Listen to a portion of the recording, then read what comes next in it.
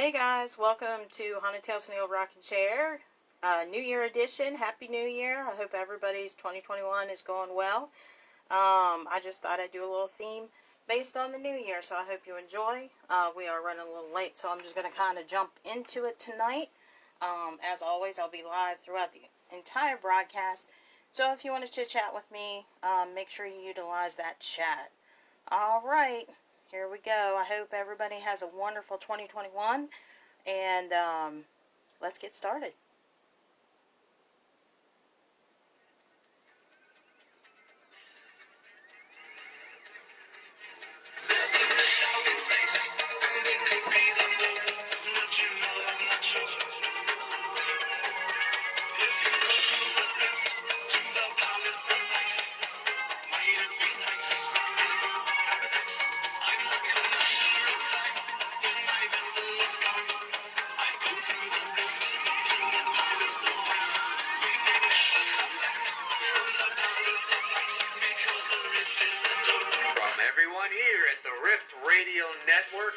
To welcome you to tonight's special broadcast.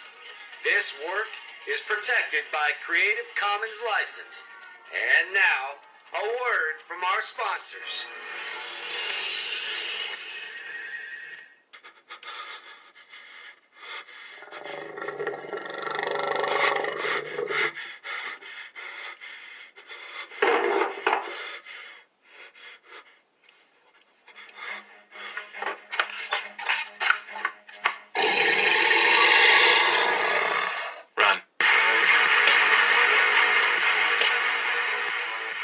Staunton, Virginia this fall to experience the creepiest place around. Take part in the Ghost of Staunton Tours, produced by Marty Siebel and the residents of Staunton. Ticket prices range from $8 to $13.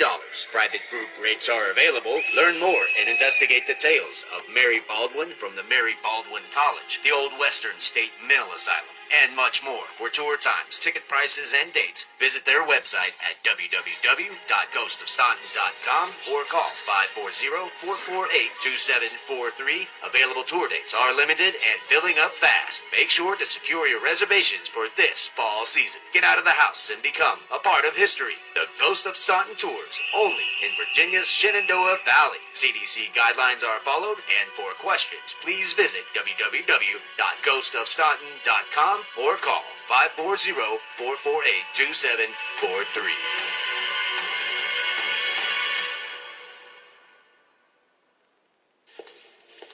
The Skeleton Key.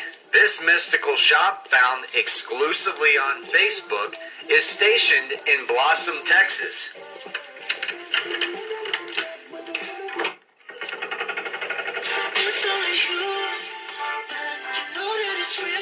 Purchase all of your very own unique religious, spiritual, and metaphysical items, to include the beginner altar kits. Find them today on Facebook.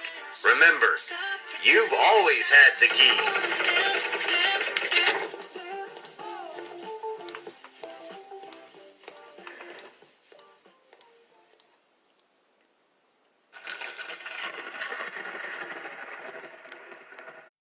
From the old rocking chair.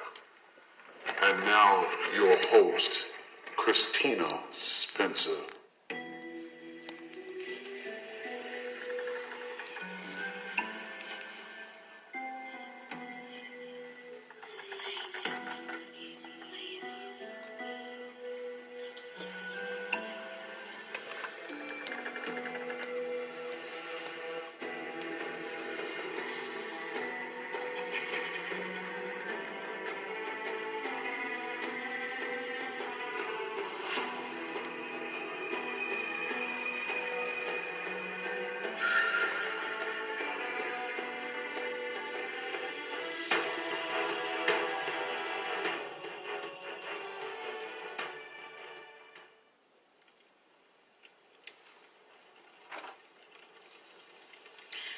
Well, hello there. Come on in and get cozy by the fireplace.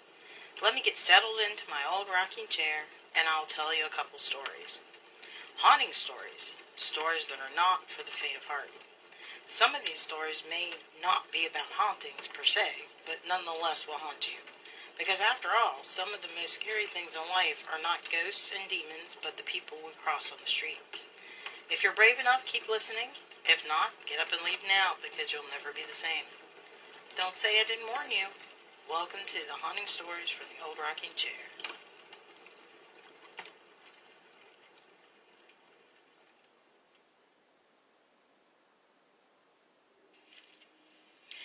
In the dark, he said, I'm clean now.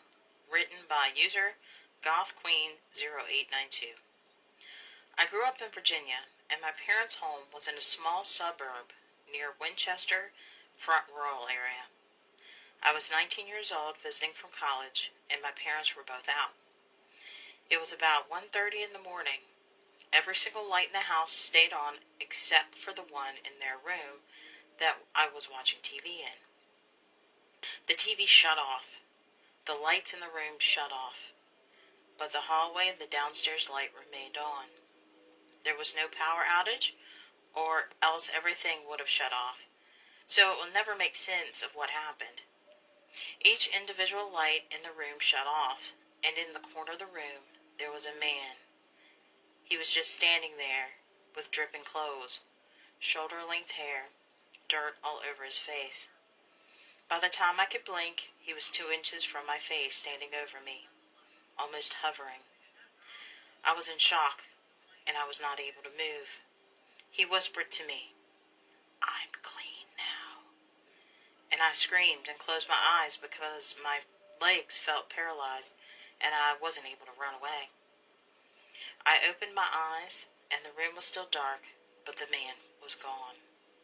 I was finally able to move to get towards the door, and the light switch was turned off. I will never be able to make sense of this, not be able to understand how the television also turned off, or what was the purpose of the man's presence, what his words could have meant.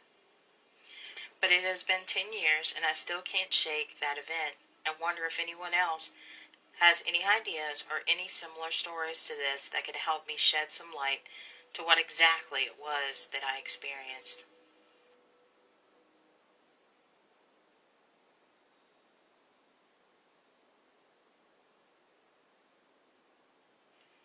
Ted Bundy Copycat ? By user /Mila_MM. First time living alone in my apartment. I was walking out to my car in heels to attend an evening church service. I hear this guy saying, Hey, hello, can you help me? I'm standing about 10 feet away, and when I stop to observe it, this man is in a wheelchair. He has 1 sack of groceries in his lap and 2 on the ground beside him. He had on what looked like veteran attire and combat boots. But what stood out to me the most is I noticed how incredibly built and buff he was. Not just his arms, but his calves. The hairs on my arm and neck instantly stood up. I guess while silently observing him, he was waiting for me to walk up to him. I took a few steps back and shook my head. His immediate response was, I'm not going to do anything to you. Can't you see I'm in a wheelchair? He then pointed to his door and said, Look, I just need help putting the bags inside my door on the floor. That's all. I declined politely and began to walk away. The screaming, cursing, and insults was what made me basically run to my car. Safe in my car with the doors locked, I couldn't shake that awful feeling off me. Now fast forward to a couple days later as I'm driving down the street headed home. Who do I see walking without a limp, or a cane, or without any visible disability? My heart dropped. I stayed in my apartment for a week, too scared to go out in case of any more encounters. To this day, the strange encounter haunts me.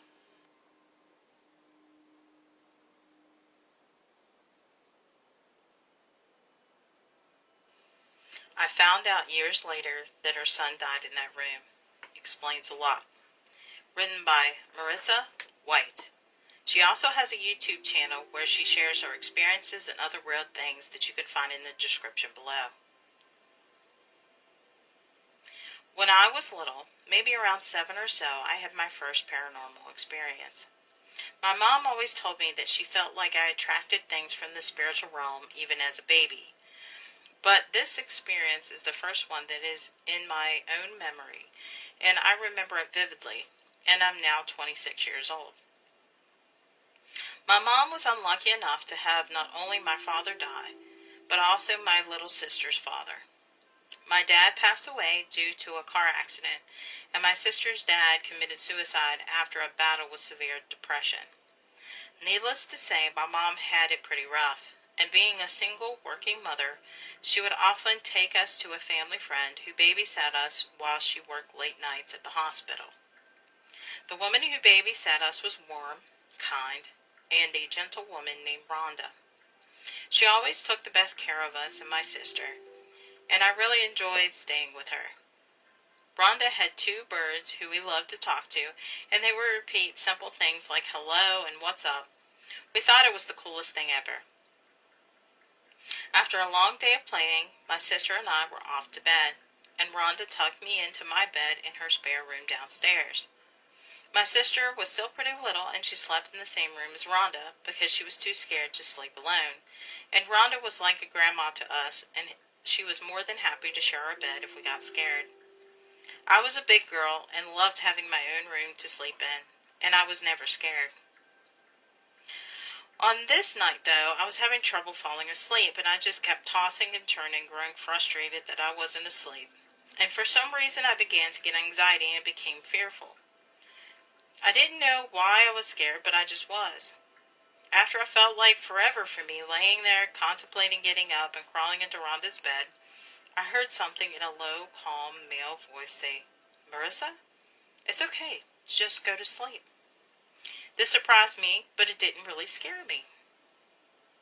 I believe that as a child, you're more open and susceptible to paranormal things due to the fact that you're not conditioned to be fearful yet. With age, you learn what's scary and all the things that go bump in the night that you should run away from. But I was still so innocent that I didn't register this as a threat. Actually, this calmed me down, and I started to feel very tired and just accepted what the voice told me and went back to sleep. The next morning, Rhonda made us breakfast as she always did. She sat across from me and sipped her coffee, and I always asked for a sip because if I wasn't already a strange child, I also had a taste for coffee. She asked me how I slept, and I told her that I was scared and that someone told me to go to sleep. She looked at me confused and asked me if I had a dream that someone was talking to me, and I told her no. I was awake. She said it was probably the birds talking again. I told her I was sure it wasn't. She then asked me if it was a man's voice or a woman's voice, and when I instantly said it was the man's voice, when her face changed from the usual cheery, warm expression to put off and uncomfortable. I had never seen her face look like that before, and I think that's why I remember this so vividly. She changed the subject quickly and went about her day, and I didn't even think about it again for years. Fast forward into my teens. My mom and I were having a discussion about the paranormal because I had a lot of strange activity happening, and she asked me what the first experience I remember was. I shared the story about the man's voice at Rhonda's house and how odd Rhonda reacted. And my mom looked at me and her eyes went a bit wide. Now, Rhonda went a little MIA a few years later, and unfortunately she just slowly lost contact with us. And eventually she was no longer a part of our lives. I hadn't seen her in years. When my mom collected her thoughts, she looked at me and said, "Marissa, you know Rhonda's son died in that room, right?" I did not. I knew she had a son who passed away of a tragic overdose, but I was so young, and I never met him, so I didn't think about it. I looked back at my mom, and we didn't have anything to say. We both were thinking the same thing. If I was hearing a spirit speak to me, there's a good chance it could have been her son.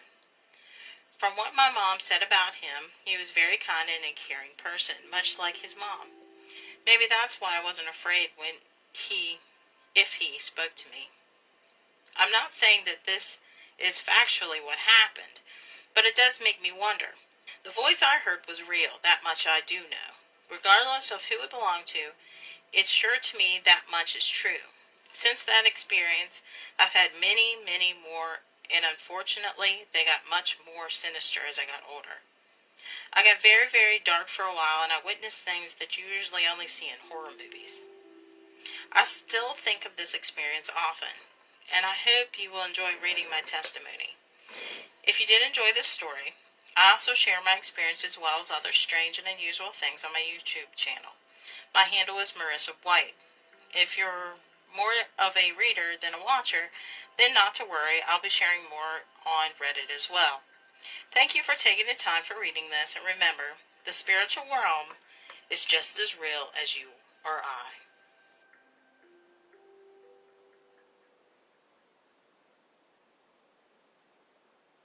Followed by A Very Creepy Man, written by Emily. This happened nearly 20 years ago, but I will never forget it for the rest of my life. I went to a college in a very small town in northwestern Maryland. Our school sat on the foothills of the Catoctin Mountains, and my friends and I would drive around the mountains smoking weed. We got very comfortable on the roads and knew them very well.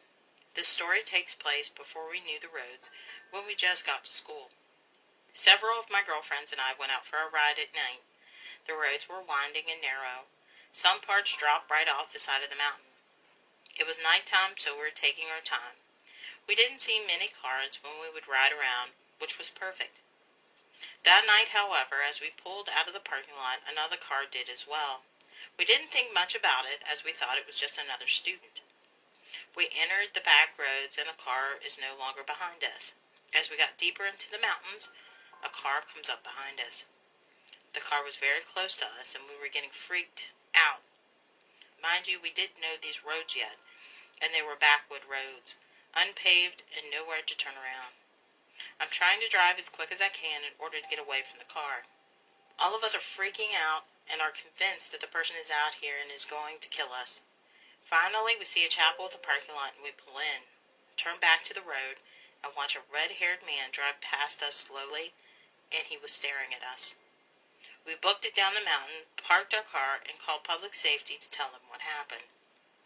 A day later, we got an email from campus security telling us to look out for a man with red hair, glasses, and a beard. He had been trying to get into the campus dorms and was following women around campus.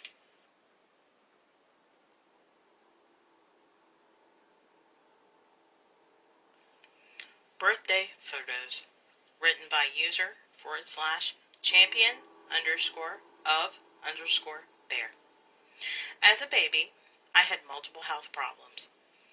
I couldn't be outside for too long because the sun was toxic to my skin. My parents kept me inside for the entirety of the first 2 years of my life. My mother always stayed home to care for me, and my father always traveled for work. None of this really affects me now. Aside from a few chronic illnesses, I feel mostly fine, and I barely remember any of the years I was kept inside my house. On my first birthday, I was alone with my mother. My father was on a plane back from Europe to celebrate with us. My mother got a phone call. The plane had crashed. Only 4 people died. My dad was one of them. My mother became nearly bedridden. She did not leave the house at all. The only time she said she showed any happiness was when she would play with me and care for me. Again, I remember none of this. I was literally only 365 days old. I don't remember my father at all, but in that moment, my mother's whole world died. My family on both sides were able to help financially during this time. I was still very sick and could not even sit next to a window without getting hurt, so we needed lots of help. Somehow we made it through this time, and the day after my second birthday, my mother searched for job interviews in the area. It was the first grown person she's interacted with since her husband died a year earlier. She got a very nice job working at home. She made good money, so she could pay for my medical bills, yet still make some time for me personally. I'm 19 now, and my mom died about a month ago. Brain cancer. Who would have guessed that I would outlive both my parents, especially with the condition I was in when I was born? I was able to move in with another family member, and I'm feeling mostly alright now. Well, almost. I was looking through old photos to put into a commemorative album for her at her funeral. I came across pictures she took during the year when she was alone with me. Even though I knew she was always so sad at that time, she always looked so happy to be with me. The reason I'm writing this here is because I found a photo on my second birthday party. I put party in the air quotes because it was just me, my mother, a cake, and that's about it. The picture showed me and my mother sitting at one end of the table. There was a cake with a number 2 candle sticking out of it on my plate. I sat in my high chair with a semi-confused expression while my mother hugged me tightly. There was another person in the picture. He was holding the camera back at himself and taking the picture like a selfie. He had captured the whole image. The only problem was that he had died a year before. My dead dad was taking a picture of my mother and I on my second birthday.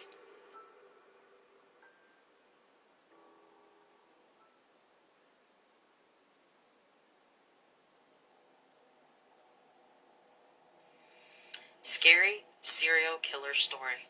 Written by user/Alma the Lab 19. It was summer. The year was 2009. Back then, I was living in a pretty small village, just outside of Omaha, Nebraska. For about 2 months now, a serial killer has been on the loose. No one knew who he was. The killer had been attacking people in their house at night, wearing a mask. He killed 2 people, and 3 others were in the hospital. I was 16 at the time, and my best friend Ryan was 17. We were reckless teenagers, doing every dumb thing we could think of, not caring about the consequences. We decided that we weren't scared of the serial killer. We both planned to go out at night and search for him. About 50 yards from my house, there was a road leading uphill. There were hills everywhere surrounding our village. I decided that it was the best place to go after the serial killer. One night, when my parents were at a wedding in another city, Ryan came over, and at about 9:30 p.m., we went off on our way. I had a phone. It was one of those old flip phones, but I decided to take it with me just in case. We also got some water and chips. When we started climbing, my friend said, "Maybe this is a bad idea. We should probably turn back. I mean, what if we actually run into him?" I told him, "Relax, mate, we'll be fine. I don't even think there's a serial killer out here. We won't find anything, and then we'll go back to my place, make something to eat, watch a movie, and go to sleep. You'll see." He said, "Okay," but I could tell he was still a bit scared and didn't really want to keep going. When we got to the top of the hill, I said, "Look, I've been around here before. Let's start heading on the road. Then we'll get to a crossroad about 10 minutes in. There we can decide what we want to do next." We got to the crossroad and started heading on the road leading west. I had never been there before. I put on some music on my flip phone that I had downloaded. At this point, it was about 10 o'clock. It started getting really dark. Ryan said, "Let's turn back. I don't like it here." I said, "Okay, we'll turn back."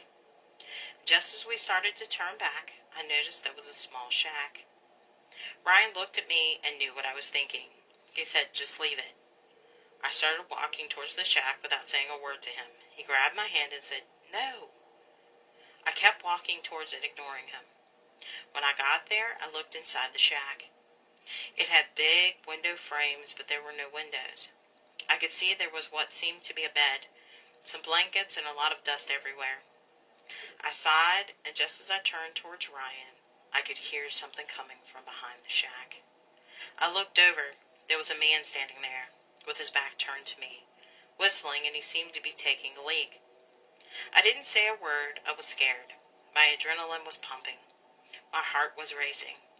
As I started walking backwards, I stepped on a tree branch that was on the ground, and it made a loud snapping sound. The guy turned around instantly. He was tall and skinny. He wore a red t-shirt and blue jeans. He also had a red cap. You could see his curly hair coming out from under the cap. He smiled at me. It was the most sickening smile I'd ever seen in my life. I yelled, "Run!" to my friend Ryan. We both took off, sprinting like there was no tomorrow. The guy started chasing after us. I had the phone in my hand. While running, I dialed 911 without even looking at the phone and started yelling, "Help! Someone is chasing me and my friend. We're on the hills. Please help!" After yelling like that, I stepped in an awkward position, falling to one knee and dropping my phone that was still on the line with 911. We never stopped running. When we arrived back at the crossroads, I looked behind and he wasn't there. We kept running until we got to the road leading downhill. There I looked behind me one more time, and he was there again, just standing still. Just a dark silhouette on a dirt road with trees and bushes on both sides. I could hear cop cars swarming the streets down below, and bright blue and red lights. Running downhill was a bit hard for me. I had a knee accident not too long ago, and it hurt like hell. When we got to the cops, I hugged one of them, crying and yelling, "There was this guy. I think he was the serial killer. Please help us." The cop calmed me down. One of them called for backup, while two started climbing the hill. About 5 minutes after, we heard a gunshot. I looked at Ryan and he looked at me. Then the cop's radio went off. Another cop said, 1071, shots fired. Man down. We need an ambulance. He tried to attack me with a knife. He slashed Chris pretty bad. I shot him in the chest once. I think he's dead. He was dead by the time the ambulance got there. The serial killer lived in that shack. After that night, the police started an investigation. They found belongings of the victims in the nearby woods buried. They also found many knives and even a gun in that shack. I still don't know how I fully feel about that night. On one hand, if we hadn't gone up there, they probably wouldn't have caught the serial killer. On the other hand, we both could have died, or the officers could have been injured or a lot worse. Not a day goes by where I don't think about what happened. I became a much more rational, calm person after that. Now I live with my dog in an apartment in Wyoming, writing stories such as this one. If there's one thing you can learn from me, is that life is important, and you shouldn't put yourself in danger for a stupid reason like finding a serial killer.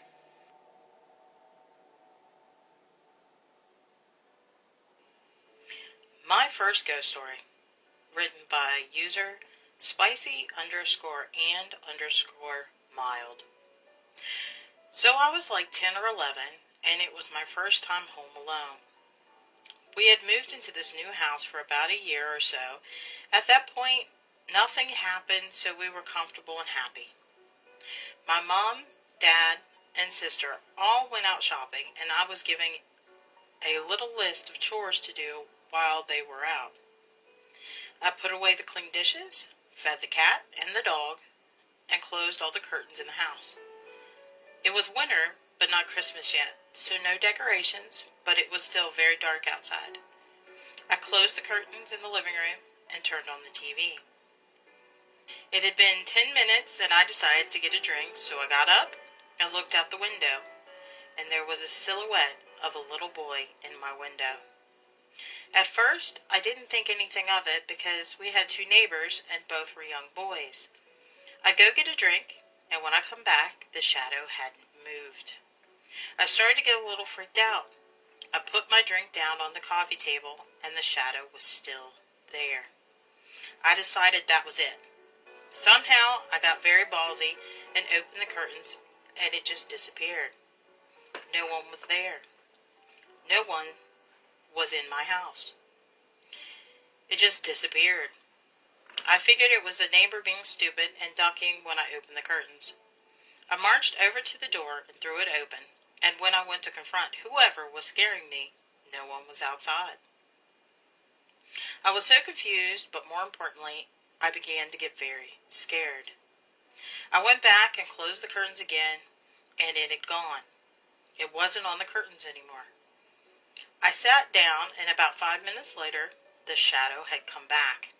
I was terrified. I wanted to go and open it, but I couldn't. I was just frozen. Eventually, I very slowly opened the curtain, and he disappeared again. At that point, I just kept it open. When my mom came home, she was very confused why I had closed every single curtain in the house apart from the one in the living room. It was hard to explain, and I don't think my mom believed me, but I hated staying home alone at that house after that. Luckily, we've moved, so I don't need to worry about the Shadow Boy anymore.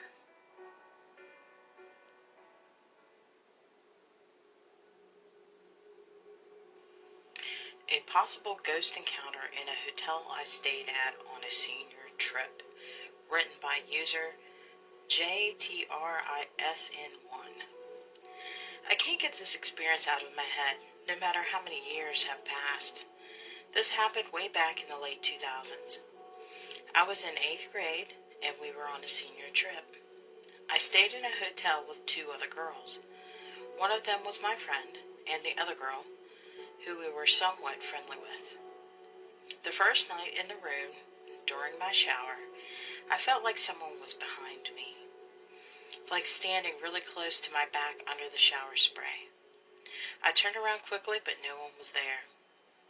So I continued showering, but the feeling just got worse. When I finished my shower, I pulled open the curtain, and when I looked up at the gigantic wall mirror, I saw a grotesque face right behind my right shoulder. It was gone within seconds. I think I stood frozen there for like a whole minute before I practically ran out screaming.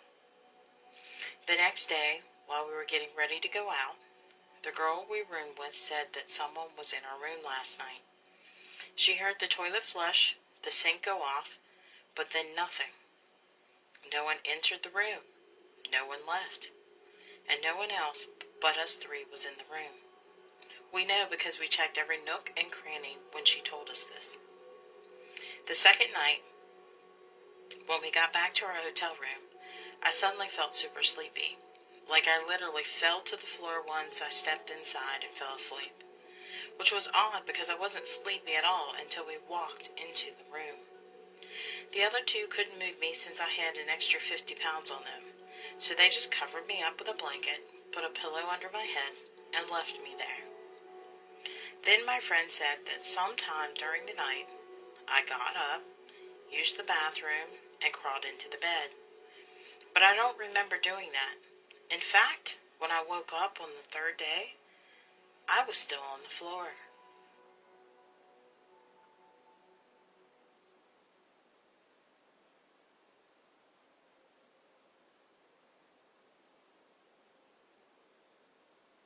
A woman in black watched me sleep for 2 years. Written by user feelingetcblue. This happened in 6th and 7th grade of middle school. I'm in high school now, and I'm also living in a different state. One night, I woke up while sleeping. It was probably 2 or 3 a.m., but it's hard to say. I was only awake for a few minutes. My curtains made it so during the night, my room is pitch black. I don't have any light sources in that room. When I turned to my left, at the foot of my bed, stood a woman in black. She was in a Victorian dress with long, light-colored hair. I couldn't see her face. It was entirely shrouded in light. She looked kind of ethereal. I was super confused, sitting straight up in my bed and just staring at her. Suddenly, I felt super tired and dizzy. A wave of warmth washed over me, kind of like that feeling you get when someone hugs you. I went back to sleep, and when I woke up the next morning, I felt completely fine. I was weirded out, but for the most part, I thought it was just a weird form of sleep paralysis and thought nothing of it. When I went to sleep the same day, the woman was there. When I tried talking to her, I managed to get out a who before I felt drained and fell back to sleep. It should be important to mention that throughout these 2 years, I never saw her convey any emotion. No sadness, anger, or happiness. I only saw her move 2 times. For months, I would see her. It just became part of my routine. I would wake up in the middle of the night, see her, feel dizzy, and go back to sleep. I wasn't really bothered by it either, since the sleep I would get was probably the best sleep I have ever gotten in my life. It felt like I was sleeping on clouds after I saw her. Each time I would try and talk or do something other than sit up and stare, but she would always just make me feel exhausted. One night, I managed to take a hold of my pillow and raise my hand, aiming to throw it at her. But when she reached out her hand and tapped my head, I literally blacked out after that. This is the only time I physically felt her. Her touch was very light on my head, and around a week later, I still saw her each night. Sometimes I would take melatonin, and I wouldn't see her then. I mustered enough strength and threw the pillow at her. Like I said before, she was still emotionless. It went through her body easily, which scared me. This was the only time I felt fear during the night with her. While I was freaking out, she reached over and swiped at my shoulder. I couldn't feel it, but a few seconds later I felt so dizzy I was nauseous. The next morning I had red marks on my shoulder. Like I said, this went on for a long time. At this point I just let her make me go to sleep, and I just lived my life with her. What could I even do? I don't really remember when, but one time during lunchtime I went into my bedroom, and I saw her in my neighbor's window. Because of how my bedroom is positioned, I could see right into my neighbor's house, and that's the only time I saw her in person. This was terrifying for middle school little me. I remember recording her and sending it to my friend, which only fueled my fear when you could actually see her on the video. Once I calmed down, I went to the same neighbor's house to pick up my cat. It's a long story, but my cat loved going over to their house. While I was over there, I showed them the video and explained my experiences, and asked if they had seen the same thing. They mentioned that their 10-year-old daughter had talked about a woman in the middle of the night, but they thought it was just her imagination. They also said she was upstairs sleeping due to her having a small cold. After this, I never saw her again. This happened in the summer of 7th grade. Since this happened, I moved from that house. Maybe she found a new girl to haunt, or she was pissed that I took her video. But I just want to know what the hell she was. The video is pretty old, and I no longer have it. It wouldn't have been good evidence anyways, considering how bad I was shaking. I recently told my friend, who is the daughter of a pastor, and she was adamant it was a demon. I never felt any ill intent from her, but I'm open to any answers. It could also just be my imagination, which wouldn't surprise me either. Anyways, even if you don't have an answer, I hope it freaked you out as much as it did me.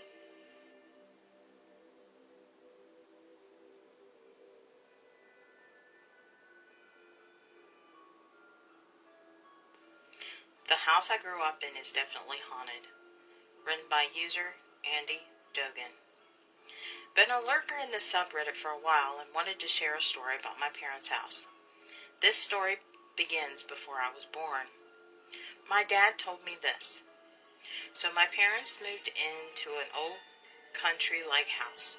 My sister at the time was only about 4. She would wake up in the middle of the night sometimes and go into my mom and dad's room to get into their bed. However, some nights my dad would wake up and see a little girl in Victorian clothes, which were all white, at the bottom of the bed. He would get confused and think it was my sister, and he would say, "Are you okay?" And then in a blink, the little girl would be gone. He said this happened maybe at least 10 times, but he wasn't afraid. My parents then renovated their bedroom, and once they did that, my dad said he never seen the little girl again. When he told me the story, I'm not going to lie, I didn't believe him, and thought he was just trying to freak me out. Now here's the strange thing. Fast forward. I'm 21 or 22 at the time, still living at home. My sister had moved out, and it was just me and my parents living there. My girlfriend at the time, now she's my wife, was over, and we were chilling out watching Netflix or something, and I wanted to go get a drink. All bedrooms are upstairs in the house, by the way. So I went to get a drink and get some snacks for me and my wife. I paused the movie and went downstairs, leaving my wife alone in the room. My room faces the stairs, and I'd left the door open. So my wife is on her phone, or whatever, waiting on me to come back, and she looks around, and what does she see? A small girl in white Victorian clothes looking down the stairs. She was startled, and she said as soon as she saw her, she was gone. I came back up the stairs, and we continued to watch the movie. I didn't know anything happened because she never told me until a few months ago. I'm now 30, and I moved out. She didn't want to tell me when I lived there because she didn't want to freak me out. She never knew my dad's story when she told me her story. So I told her what he had seen. I'm not going to lie, that house always had a strange vibe, but hearing 2 stories like that just freaked me out. Just wanted to tell all of you my story. I'm sorry if it's written poorly. It's my first time really writing a long enough story on Reddit. Thanks for listening, folks.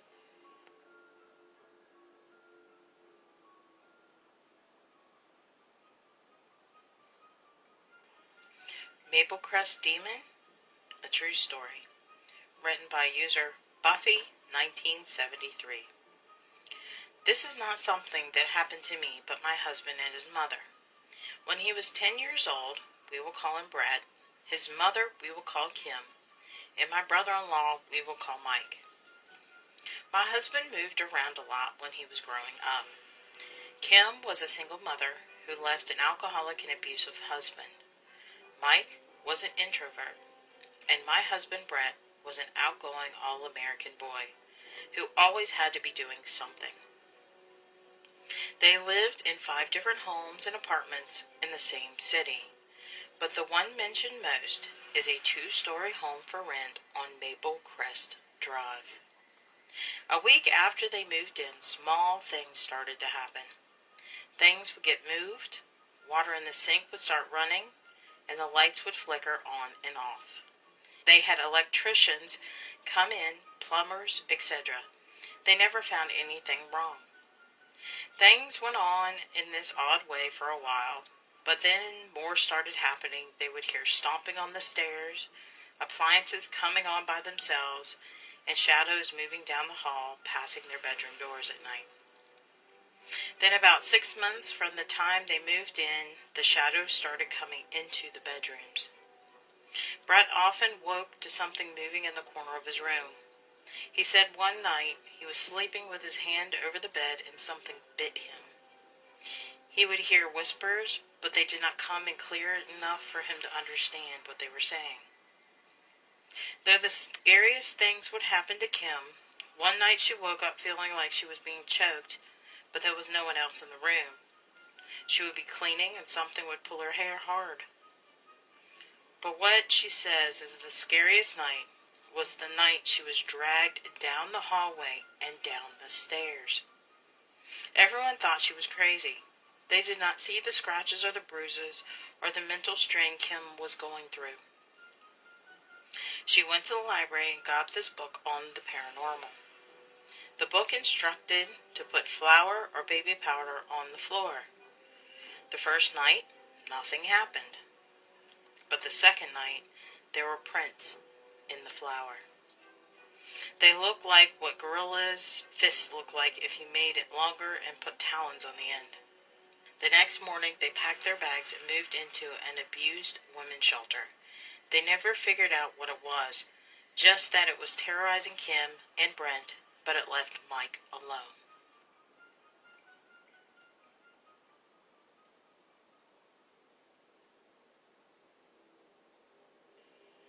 Down South a long time ago. Written by user WilliamHMorbid. So I'm an older guy in my 30s. I've since this encounter moved away from the town I grew up in and have moved on with my life. But when I was 11, the scariest shit I've ever encountered happened to me and a friend of mine named John in a little single-wide trailer on Bobo Road in the Pine Bluffs in Arkansas.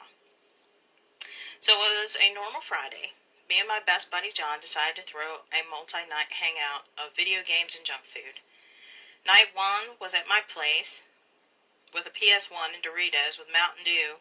The new Resident Evil 3 had just came out, but we were intent on beating 2, both discs, so we stayed up all night and day switching controllers out if they died, and on day 1 we had all but beat Leon's story. Day 2 rolled around, and half awake, we rode to John's mom and dad's house. John's grandfather also lived with him. He was a widowed Southern Baptist preacher who didn't do much but watch TV and smoke cigarettes, and John's mom and dad liked to go out on the weekends to his mom's sister's house, so we would be able to yet again stay up all night. Night 2 started a bit rocky. We both were tired and a bit jacked on sugar and caffeine, arguing over the controllers. Mr. G, John's grandfather, walked through the small door of the back room of the trailer and asked us to keep it down a little. He slept on the couch 10 feet away. He informed us that there was plenty of deli turkey and bread in the fridge for us to snack on, and he was going to bed. Around 2 a.m., John's mother called, and back then we didn't have cell phones just around. We had cordless landlines, so the call abruptly broke both our concentration, and John, of course, gets devoured by zombies, and I laugh, awarding me an arm's length. John and his parents' old queen-size waterbed that took up most of the room, and the phone was wedged between the mattress and frame, so John went headfirst into the wall, putting his hand through the floor, answering the phone, and looked at me. "Hey, my mom and dad are too trash to come home, so it's us and Papa." By 2:45 a.m., I was on a roll. In the bowels of the sewers of Raccoon City, John was nodding, so I woke him up and decided a shower would wake him up. About 3 to 5 minutes after he left the room, I heard something flip off the dresser's wedge in the closet. I paused the game and then heard John's grandfather walking through the house. He was a big guy, so his footsteps echoed through the small metal box. Then I heard the water stop running and a loud slam at the same time. The gas light outside of the back window of his room, the trailer flickered, and I heard John scream, "No!" I jumped up and ran to the bathroom where he was half on the floor, half propped up against the wall, looking up at the mirror. He was pale as a sheet. On the mirror, it was large, much larger than mine or John's. There were handprints, and John was crying. Not boo-hoo crying, he was sobbing. Well, there was a frickin' Indian in that mirror in there looking at me in my eyes.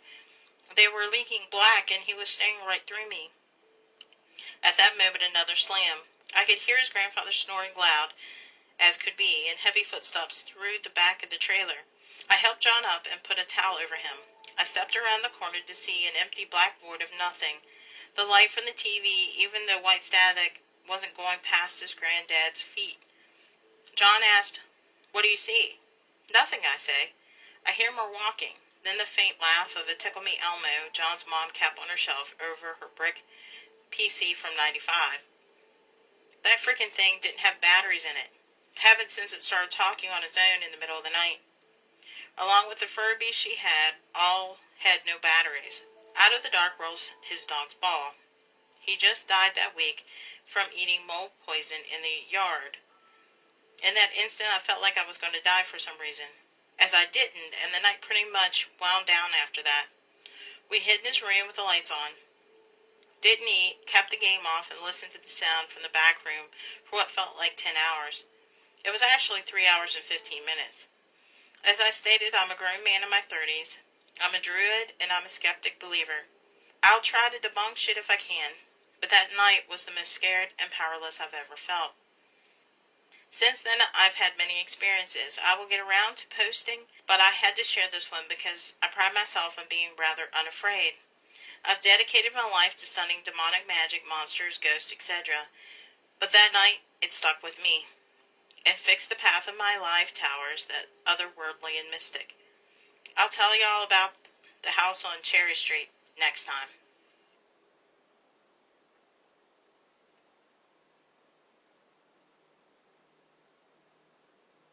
There was some form of mimic, doppelganger, shapeshifter in my old house.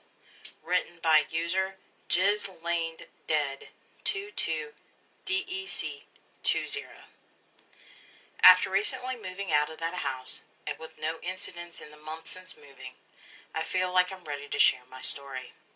Essentially, in the house my family used to live in, there was some sort of entity that could shapeshift and look and mimic people and animals. The first encounter happened in late 2019, after we had already lived in the house for well over a decade. I was in bed with my girlfriend. We hadn't yet fell asleep that night, and I was getting out of bed to go to the toilet before going to sleep. On the way out, I turned off the light. When I returned and opened the door, she called out and asked who was coming in. I responded that it was obviously me, and she screamed, so I turned on the light. She was freaking out, so I asked her what was going on. She said that a couple of minutes before I got back, someone, who she presumed was me, had entered the room, got into bed, and started cuddling up to her. When I actually came back and she realized that she wasn't lying next to me, she moved as far away as possible, but when I turned on the light, no one was in the room beside her. She said it felt just like me cuddling up to her. We ended up staying at her place that night, and she refused to ever come back to my house. The next incident happened on the 11th of July, 2020. I looked up the date of a football game that was on. I was watching the TV by myself when my dad opened the door and stood in the doorway. I wasn't paying much attention to him and absent-mindedly asked him if he ended up watching the end of the game his team was playing in. They had made a pretty good comeback. He didn't respond. So I looked over at him and noticed that he was wearing one of my shirts, which was weird because it's not something he'd ever done before. I then looked down and noticed that both of his legs were there. He had a leg amputated in 2017.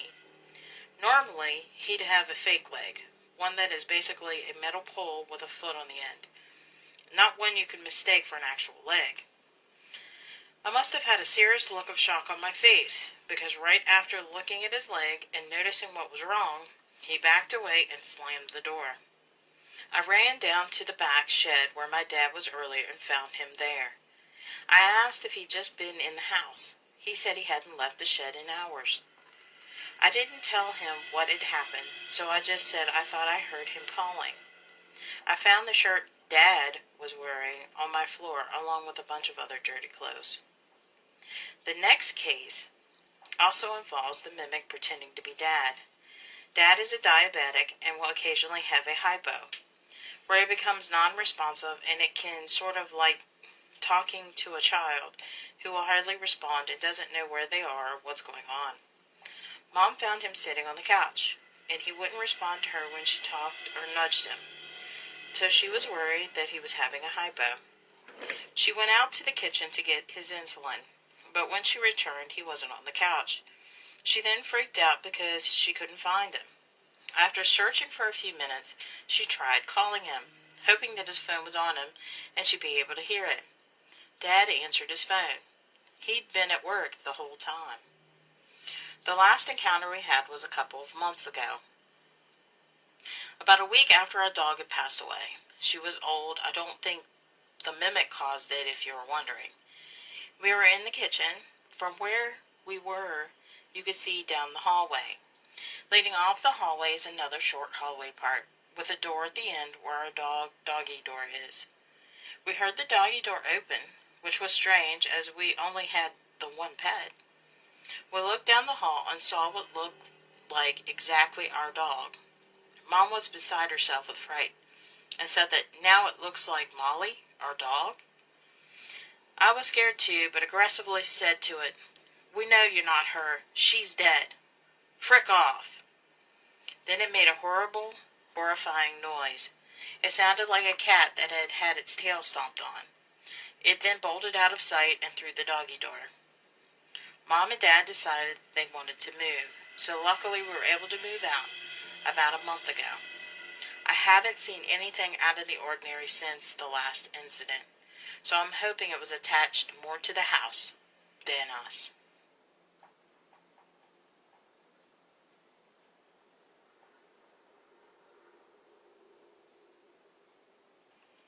Haunted Trench Knife, written by Travis. In July of 2017, in Santa Clarita, California, I bought an old World War I makeshift trench knife from a vendor at the Pasadena flea market. It looked as though someone had just ripped off a chair leg and stuck a metal spike in it. That night I brought it home, I started having nightmares. They were constant. Each nightmare would be different, but one thing they all had in common was that there was always a tall, slim, black figure in them. A few months later, I had my house saged and the activity subsided for a few months. Around March of 2018, the activity started up again, with nightmares and constantly having the feeling of being watched. While our house has always been haunted, what with the original owner being very attached to the house and also late relatives visiting every now and then, this was the only entity that seemed malicious. My sister was also affected by this in the same way I was, by having nightmares. She said that she'd have a dream of a creature crawling around on her ceiling and pouncing on her. In April 2018, my family went on a camping trip and took the dogs with them, and I was all alone due to not being able to get the time off, and the activity went rampant. I would hear footsteps, pacing, and running around upstairs, stuff being dragged around, but when I would look upstairs, no one was up there, and there wasn't anything out of place. On the final night of my family being gone, I was in my room and went out to use the bathroom at around 2 in the morning. I looked down the hallway at my parents' room, and standing outside of their room was the same black figure I had seen in my dreams. It was about 7 foot tall and was the blackest black I've ever seen. My parents' room was pitch black, and it still stood out in front of it. The hallway smelled of rotten eggs, and it was the most terrifying thing I had ever seen. When my parents came back, I told my mom what had happened, and I broke down crying. She told me the next morning that when she went to the bathroom, at one point that night, she felt something charge at her. We saged the house the next day and destroyed the knife so it couldn't be used for its original purpose. We have a small workshop in our garage that's right below my room upstairs.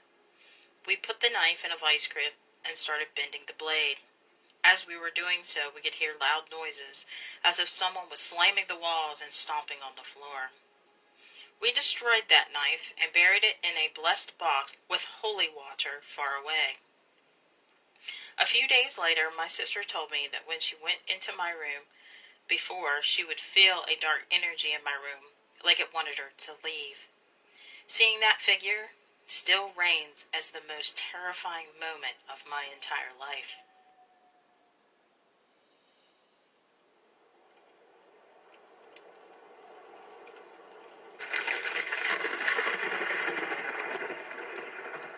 I hope you all enjoyed all of our haunted tales this evening. If you would like to discuss any of the stories on tonight's podcast, I'm always live during and after the podcast every Sunday night starting at 7 p.m. Join our community on our Facebook group page and YouTube channel. If you have a haunting story of your own or artwork and you want to submit it for consideration for the future show, drop me a line on our Reddit page or email address. All our links are below in the description. Special thanks to Darkened Mood for all his wonderful art that you can check out on his Reddit page. I want to thank all our brave storytellers, for without them there would be no show. A detailed list of story credits are in the description. But most importantly, I want to thank you, the listener, for taking time out of your day to listen to Haunted Tales from the Old Rocking Chair. I hope you have a wonderful night, and as always, sweet dreams. Okay, hush, Christina. Shh. Power off. Hopefully you guys enjoyed the live podcast and the Happy New Year's display. Sorry I was running a little late today. It's been kind of crazy. But I want to just say thank you and I appreciate all of you. We had an amazing week last week. I think the last time I checked, we hit 2.2k views on live on Facebook. And I am almost, I think I'm a couple shy of 100 subscribers on YouTube, which is a big milestone. Hopefully soon we'll get those 100 subscribers. You'll see me do a post on the members page. But I'm really excited about that. I'm just kind of blown away with the support, considering I've been out for a couple weeks and just getting back into the swing of things. So I wanted to show my appreciation. I love you guys. I hope you have a wonderful new year. Hopefully this year will be better than last, because last year has been kind of a mess. Like I always say, stop by. If you know anybody that's feeling depressed or that they're isolated alone, please check in on them. The winter months are really hard on people that suffer from any type of mental illness. And, you know, I'd rather somebody be mad at me because I do a safety check on them than not be there at all. So, reach out to those people. Make sure they're okay. Make sure you're connecting with your family even though you can't be there in person. It's just good for your mental health. Alright, well, I'll get off my little soapbox. I hope you guys have a wonderful evening. And thank you so much for watching. And I'll look forward to next week. We got some really good stories already on the docket for next week. So, tune in, same time, 7 p.m. Eastern. Just a reminder, this is a Rift Radio Network production. Check out the Rift Radio Network on Facebook, on their Facebook page. Check out the other hosts. There's plenty of other hosts on our network with a variety of different subjects. But I'm going to go there. I think that's it. I hope you have a wonderful evening. And as always, sweet dreams.